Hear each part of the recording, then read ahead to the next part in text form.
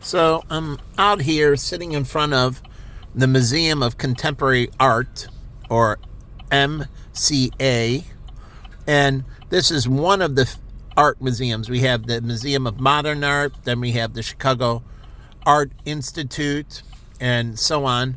But the funny thing is, you can do a tour of just the art institutes, and then the tour would take you to the private art galleries as well. Private art galleries. And these here, from the private art galleries, they can do consignments. And if the Museum of Contemporary Art thinks it's worthy enough, then the art galleries can put on consignment to get their artists into the gallery here, into the art exposition here, to create recognition. So they'd have to choose them to be worthy, but they can help build the art gallery and the art community by doing assignments from the art galleries that they deem worthy, and they can put them on here in the MCA. And they say these are from Chicago Art Galleries or Illinois. They can be from all over the state. And they can get these pieces consigned here, and they can get them recognition as tourists come through. And then you can do the tour down here. And they have a great courtyard, but you can do the tour of the art museums, and then they can drop you off at Gallery Row. So it starts at Gallery Row in Chicago, where the art galleries are. There's several of them together. Just like Chicago, people don't know, but has a diamond district. And one of the places, like here's Wild Berry, a breakfast place, but one of the places in the Diamond District had a restaurant I ate at, and it was really good. It's in the back of the Diamond store, but it had a restaurant, and it was a Jewish restaurant, I think. It was a Jewish restaurant, but I didn't know about it. Jen knew about it. My ex, Jennifer Kim, and she took me there, and we walked through the front of the store, and in the back of the store was the restaurant. And so it was, it wasn't well known, but it had really good food. And it was in the Diamond District.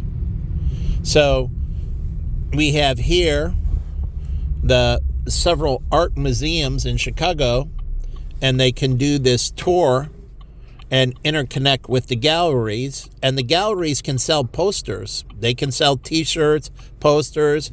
They can put pictures on the hat. Like the Picasso.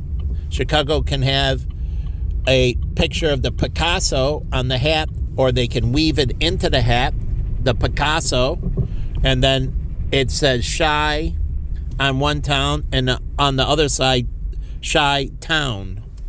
Or it can be just CHI, and then on the other side, the rest of Chicago, CAGO.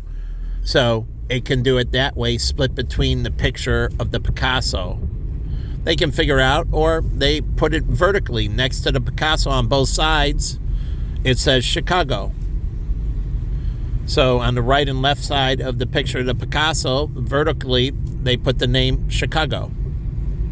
So again, that can go in with the tours of the statues and everything else. So I don't understand why they were trying to take down these statues and everything. And I really have a problem with black people. And if you want to go into their stuff and they want to start, peeling back the onion, which I did because I was getting upset, and they were saying, well, no, those statues should have stayed. So don't tell me they were doing a good thing. People need to understand the true history. And so it sheds positive and negatives, and this is how countries, like we're a developed nation, they want to know how we got here. So as these countries, like in Latin America, El Salvador, and they're getting it together and they're maturing, they need to understand what the path was and how to avoid the issues. But if you change it and you don't show the issues, and you change it and you make everything fantasy, then they don't have a true path to develop themselves, and they'll run into all these major issues, stumbling blocks that they never knew existed because you decided to change the facts. And so now these third world and some fourth world countries, as they're developing, they need to look at how did the United States, how did Germany, how did these countries move into developed nations, and what problems did they have? What racial tensions, truly, in all this. And this is why God says only the truth, and the truth will set you free, because it allows you to move forward and address issues. And you know what the issues were in the past, and you know if you stay down this road, you have this convergence that might lead to more issues. But if you start covering them up, then they fester and you become passive-aggressive, and it becomes a freaking time bomb. And so in 20 years, it explodes. So you don't want a ticking time bomb. So you don't want passive-aggressive. And that's what you create when you start lying. And you set up everybody like Humpty Dumpty fell off the wall and all the king's soldiers and that couldn't put them back together. The whole point is that's what you set up when you lie. And people don't tell the right backgrounds, and they're like, oh, he was a city kid and challenged. And if you came from wealth, you came from wealth. That's a path. And other wealthy kids want to know. So you came from wealth. Was it influence? How did you end up in that position? Was it connections? How do I end up where you ended up? And we're not talking about right or wrong, because each comes with their issues. Truly, like I told you about my friend Bubba Matthews, he became homecoming queen. He was an offensive lineman, not good looking. But he was a good football player, but he wasn't a superstar.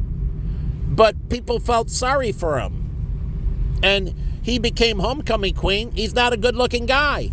He became homecoming king. He became homecoming king, but the homecoming queen was the traditional homecoming queen. But people voted for him because they felt a little bit sorry, and they wanted to give him a warm fuzzy and make him feel better, so he became homecoming king. So anyways, here, this is part of the architectural, but this is a museum. These are museum pieces. These are pieces of art. That's why they call it architecture, but it's art. And so these are art. These are all works of art. A building is a work of art, like the Sheraton Hotel over there. It kind of looks like, not McCormick Place. Yeah, McCormick Place. But again, but a little bit more vertically, a little bit more compact. But again, these are works of art. So these buildings are designed by architects. Each of these buildings are works of art. Themselves, the buildings are works of art. And so in here, this gets on the architectural building. Here is part of the art tour in Chicago. This is all art. Just because it's a building, it's still art. And so that's why they call it architecture. It's art. And they're designing or trying to design these beautiful buildings. But we have all this, and this creates it. But how many kids? I love when I went to, and I'll go down here to this is towards Lake Michigan, and you have all these hotels that are on this street. So the whole point is there's a little fountain cannon that shoots off from North Pier that's up here that shoots across the river. That cannon, that water cannon, which is, an artwork, and it goes off during the summer, but it could go off in the winter, but I don't know if it would wet the sidewalks or whatever.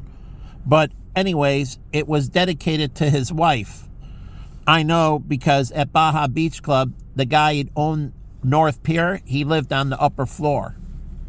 He had the upper floor. He had a huge unit on the upper floor, but he built the fountain as a dedication to his wife. He loved her and wanted to recognize her, and he built that artwork to signify maybe her strength, and I don't know the essence of it, but I guess he interacted with some people. I didn't interact with him directly, but he said that he built the fountain for his wife who passed away, and in memory of her, and every time you look at the fountain, he think of his wife. So that's the history. Like Jen told me, the one building that looks like a ring, she said the architect did design the top of the building based on the ring on the hand of his wife, and he wanted to remember that it was a very important moment for him, and so he was designing the building so he immortalized that moment when he gave his wife the ring. He wanted to immortalize the moment that he gave his wife the wedding ring. It meant incredible. That moment of getting married, of slipping that ring on, to him was the most significant moment in his life. And so he wanted to recognize it. So this is Trump Towers. He's got his name in huge letters. I mean, unbelievable branding. Truly incredible branding. And it's prominent. It's right here on the Chicago River. Do you know how many boats go up and down this river here? And then on Michigan Avenue, walk back and forth? Talk about branding.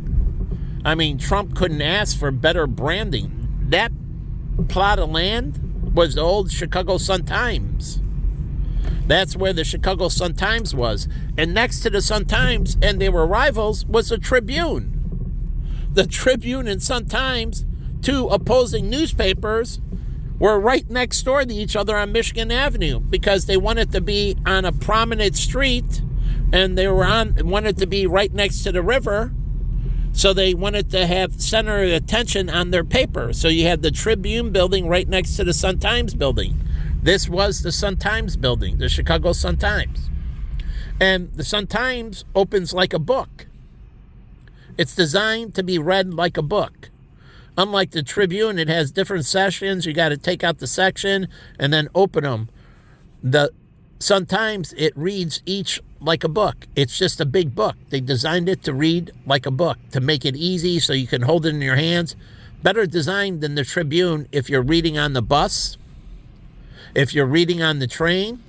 The Sun-Times, people used to, when they were traveling, it was easy. The Tribune, you got to sit down at a table and so on, and then you can fold it open and so on. It's just like the Wall Street Journal. You can't read it on the go. The Sun-Times was so you can sit at a bus stop and you can read it and flip through the pages. And so it was designed to read like a book. It was ingenious. Truly, it was ingenious. The only paper that read like a book. And I don't think the Chicago Reader is a smaller version. I don't think it read like a book like the Sun-Times. But it could. But the whole point is incredible branding. And right near the financial district, the world's leading financials. You know, everybody else gets attention, but Chicago. No one, and our city doesn't do anything with it. Our governor doesn't do anything with it.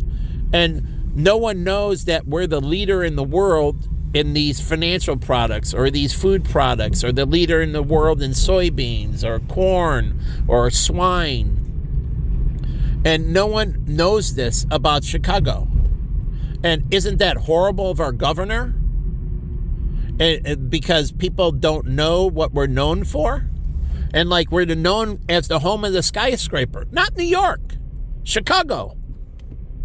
Chicago was known as the home of the skyscraper. New York took over, but Chicago is the home of the skyscraper. Sears Tower was the tallest building. We had John Hancock, the Aon building. We had many tall buildings. Chicago is the home of the skyscraper. New York didn't get that till later. and they have the Empire State Building and so on. But again, Chicago was known as the home of the modern skyscraper. And so, but no one recognizes us that, and that goes into our architectural community. And people thinking of architectural firms, they don't think of Chicago to design their building, like the Burj Khalifa. But Chicago had all this skyscraper technology that they invented. Do you know the base of the John Hancock is a floating kind of foundation?